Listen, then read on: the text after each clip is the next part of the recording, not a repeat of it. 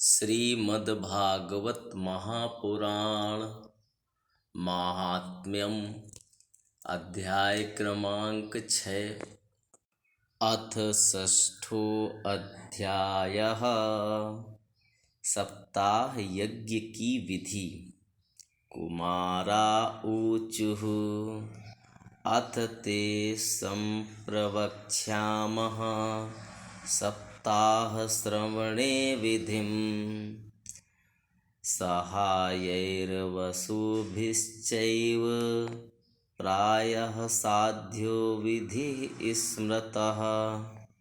दैवज्ञं तु समाहूय मुहूर्तं प्रक्षय यत्नतः।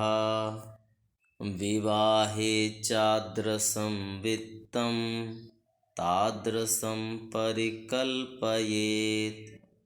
नभस्य अश्विनोर्जोचा मार्गशीर्षः शुचिर्नभाः।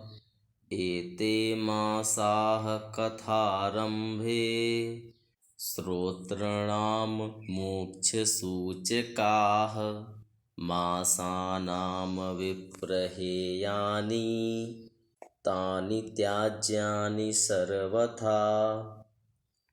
सहायाश्चेतरे तत्र कर्तव्याः सोद्यमाश्च ये। देशे देशे तथा सेयं वार्ता प्रेष्या प्रयत्नतः। भविष्यति कथा चात्र आगन्तव्यं कुटुम्बिभिः। दूरे हरिकथाः केचिद्दूरे चाच्युतकीर्तनाः। स्त्रियः शूद्रादयो ये च तेषां बोधो यतो भवेत्। देशे देशे विरक्ता ये वैष्णवाः कीर्तनोत्सुकाः। तेष्वेव पत्रं प्रेष्यं च तल्लेखन्मितीरितं। सतां समाजो भविता सप्तरात्रं सुदुर्लभः। अपूर्वरसरूपैव कथा चात्र भविष्यति। श्रीभागवत पीयूषपानाय रसलम्पटाः भवन्तश्च तथा शीघ्रमायात् प्रेम तत्पराः। नावकाशः कदाचिच्चेद् दिनमात्रं तथापि तु सर्वथा गमनं कार्यं क्षणोत्रैव सुदुर्लभः। एवमाकारणं तेषां कर्तव्यं विनयेन च।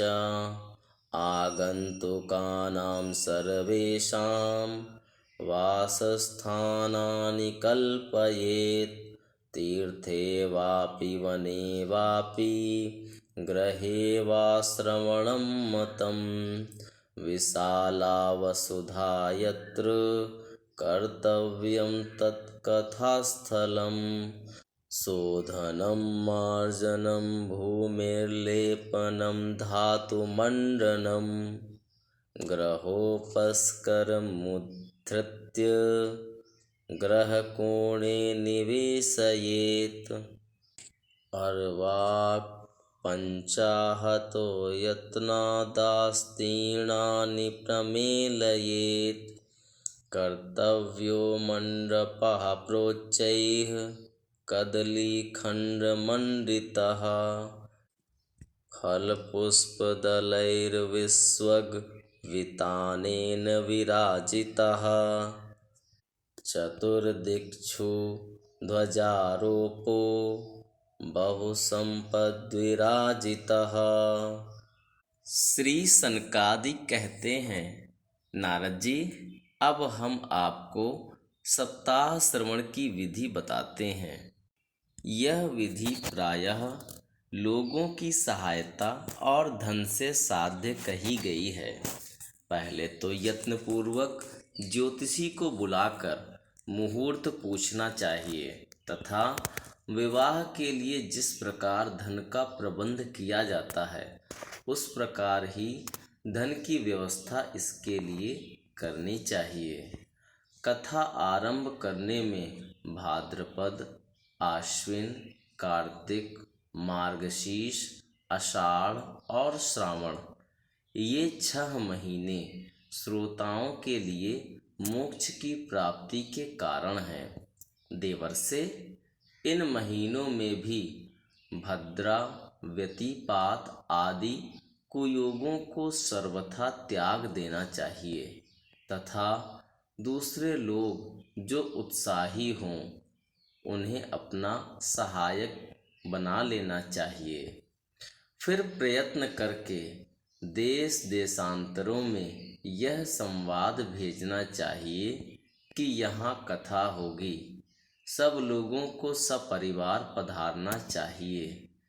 जो स्त्री और शूद्रादि भगवत कथा एवं संकीर्तन से दूर पड़ गए हैं उनको भी सूचना हो जाए, ऐसा प्रबंध करना चाहिए।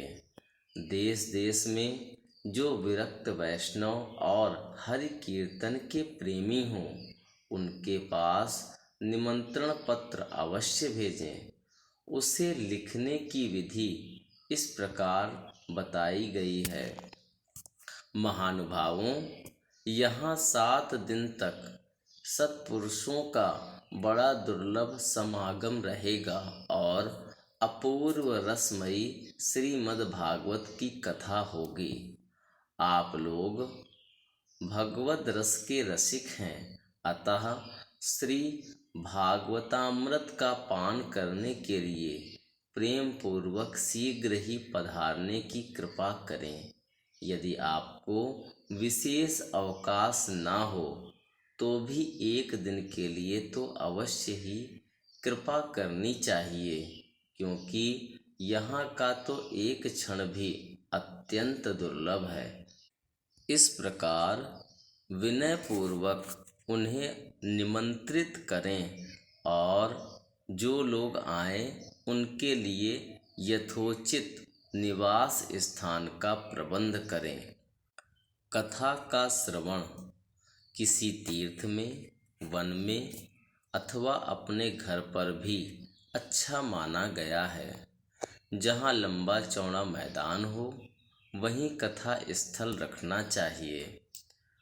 भूमि का शोधन, मार्जन और लेपन करके रंग बिरंगी धातुओं से चौक पूरे। घर की सामग्री उठाकर एक कोने में रख दे।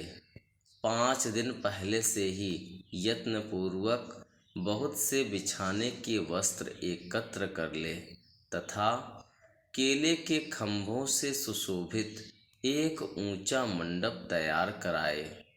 उसे सब ओर फल, पुष्प, पत्र और चंदोवे से अलंकृत करे तथा चारों ओर झंडियाँ लगाकर तरह तरह के सामानों से सजा दे।